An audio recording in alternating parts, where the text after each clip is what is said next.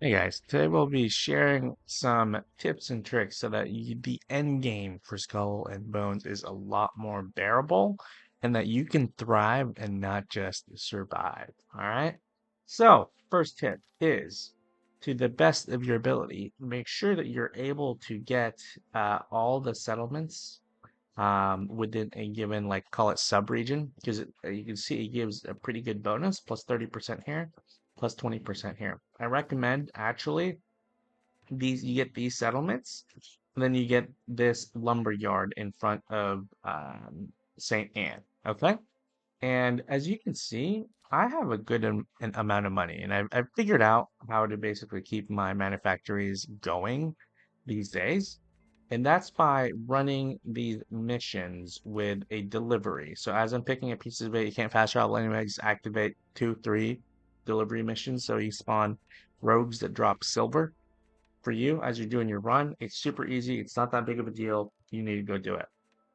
And brings me to my next point is the runs. Okay, so you're starting here in St. Anne. Okay, I just basically do a loop around and then back to St. Anne because that's how you get to deposit your pieces of 8. All right, and I think finally here, what you're gonna want to do, as you've noticed here, all the settlements are 2, 2, 1, 2, 2, 3. This one's 4 because this was a mistake that I shouldn't have done. But there's a reason why you need to save up your pieces of 8 to basically upgrade every settlement to level 7 to the extent that you can. And the biggest reason is so that you're not doing all these, you're not basically doing these multiple times a day. You basically get to do this once a day where you're collecting it. If you see the current where it says 50 per hour versus 54 per hour, that's not really what we're after here. What we're after here is the storage size.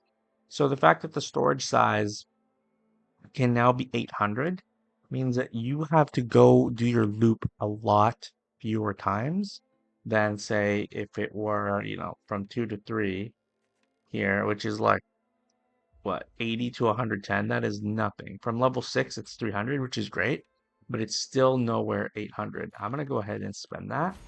That's going to be one of my bigger upgrades here. Now, from 800 to 1400, I would say that's not necessarily that big of a break point. So what you're going to want to do is get everything to level 7 and continue doing those loops, and soon enough, you will be swimming in pieces of 8.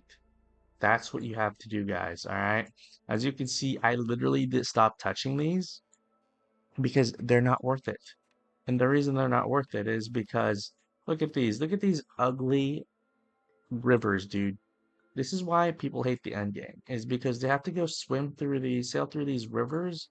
And it's just really tedious, and you gotta go against the wind, and then there's some random rogues that spawn that prevent you from gathering it. It's just tedious.